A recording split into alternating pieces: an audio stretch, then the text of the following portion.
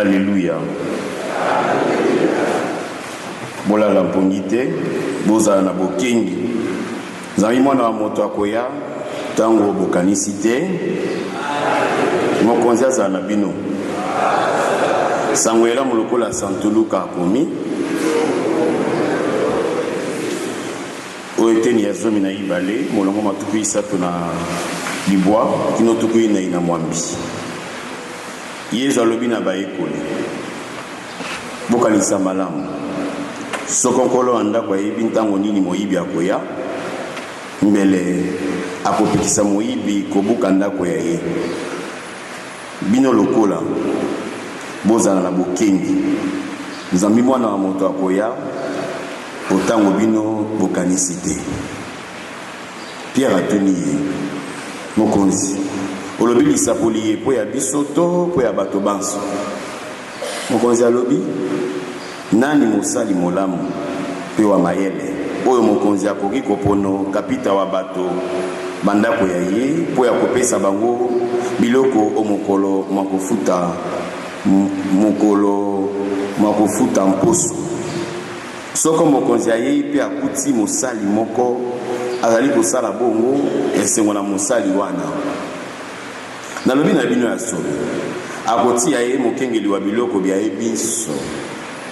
Kasi soko mosali alobi na se ya motema mokonzi wa ngai awumeli pe abandi kobete baninga baye kolia komele na kolangwa masanga. Mokonzi wa ye akoya mokolo akokanisa te pe otango akoyeba te akolongola ye omosala pe akotia ye omolongo mwa basali babe. Soko mosali ayebi mobeko mwa mokonzi mwa ye kasi alengeli eloko yoko te pe abombi mobeko mwa mokonzi wa ye te bakobete ye mingi. Soko mosali akoki na etumba po ya sali mabe kasi ayebaki mobeko te bakobete ye mingi te. Bakosenge biloko mingi na moto oyo bapesi ye biloko mingi. Bakosenge biloko bileki mingi na moto oyo batiaki mokengeli wa biloko mingi. Lokumu na yo Babanza et Boboto Bondeko. Il est vivant, il est ressuscité. Naniwana Tobeteli Maboko Makasi.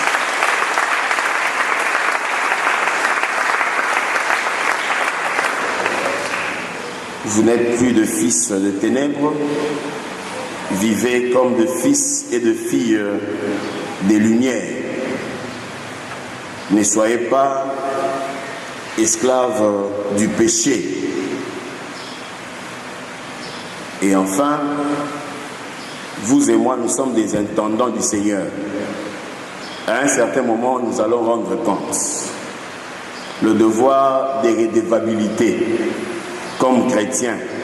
Dans la souka la finale ya évangile bi na bosenge biloko mingi bileki mingi na moto batiaki mokengeli to pe kapita ya biloko mingi. Amen. Amen. Vous êtes des fils de lumière. Ne vivez pas comme de fils de ténèbres et ne soyez pas le serviteur du péché dans la prise du péché. Le monde on a litanie ya moba banzan. Surtout une version française bakoloba binana bya nzoto bya biso.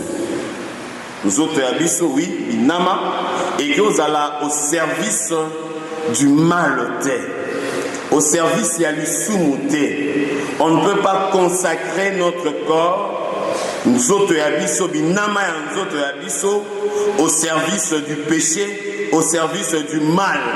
Non. Nous constituons aussi le corps du Christ. Yango mo constituer le corps yaye, à limite nzoto yaye et la malam. Ba membre ya nzoto yaye, bas la malam. Pe biso pe lokola, les membres de notre corps doivent être au service du Seigneur. Depuis notre baptême. Nous sommes consacrés au Seigneur pour le service du bien, pour le service de la justice, pour le service de l'amour, et non pas au service du mal, au service du mauvais. Au service du mauvais. Il y a les soumous. Au Tekanzoto, au Kabanzoto yayo, ils en ont beaucoup bateau pour un gain pareil, pour un bénéfice mokoboye. Il est capable de sacrifier son corps, une partie de son corps, pour des avantages de ce monde. Oh, bisonabino nangai, togotika. Pour le bien de ce monde, il y a des gens qui ont sacrifié même leur propre corps. Ils ont sacrifié certains membres, le boko, l'issou, le kolo, les kamoko et tout ça, à Tekamo Congo. Amen. Nibalobakati. Na cité. À Tekamo Congo. À Boakabana, la Maya Kalam. Il est vivant. Il est ressuscité. Teka. Pour des avantages à Mokilio. Pour le bien, Oyo Bino Nangai, à un certain moment, nous allons laisser. Côté Kawana, et même la rabiso pe, il tombe à mon côté. On a la pour la côté Kakana, même na Wenze Kaka, côté Kaka Bitabo, Kakana, il y en a pas mis pas simé là où ma solo. Bitabe Kaka, Bitabe Kaka. Mais on a Bitabe, mais on a Bitabe, on a dans un tonga. Asimé là où ma solo. Ateka, le beau, Ateka, on a raté. Alors, jamais coupé. On a dit, la maman la pota, ici la raté. Il est vivant. Il est ressuscité. Namiwana, ma beaucoup à moi, Namiwa Vanzan. Je m'en ai à la Tamascout. Jamais. Ma bétail zolo comme quoi. Bétail caché mon quoi. Batoi mon akaté. A bébi ça le beaucoup pour la kaka. Pour la doula. On a deux.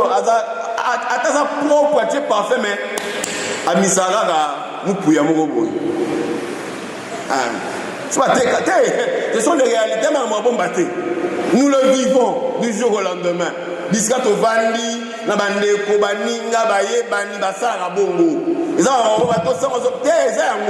Vous le vivez dans vos familles, dans vos quartiers, bato ateka masolo.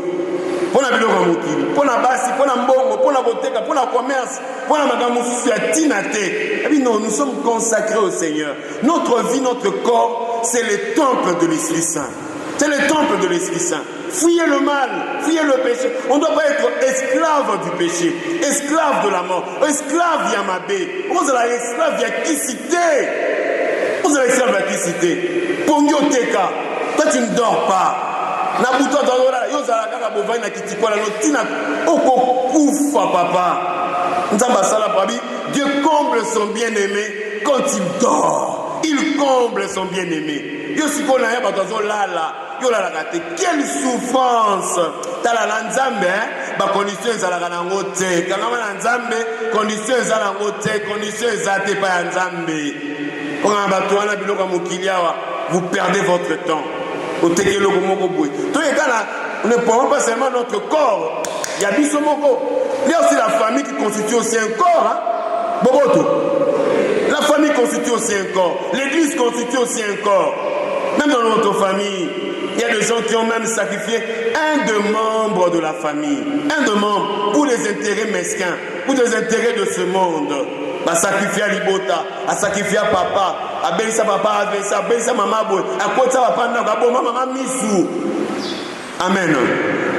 À Teka Mwana, à Tia Mwana, à Simbisa Mwana, Komisa Mwana Kizenga, Bebisa, à venir Yaban, à Simbisa Yango. À quoi bon d'avoir beaucoup de biens, beaucoup d'argent et de sacrifier ses enfants? Banani Bakoli Ambogouan, Banani. Boboto. Et c'est moi, ma botte, ils ont banate. Banabali, Bazali, Talatala. Moi, je suis là. Hein? Posa Talatala, ya babote. Banabaza Talatala, ya bino. Talatala. Babotala, babona, mobote. Babona, Dios, batali moana. Batali photo, batali bando, baléli. Il est vivant. Il est ressuscité. Hein? Talatala, ya babote. Bino, babote. Ce qu'on veut sacrifier à Yoban.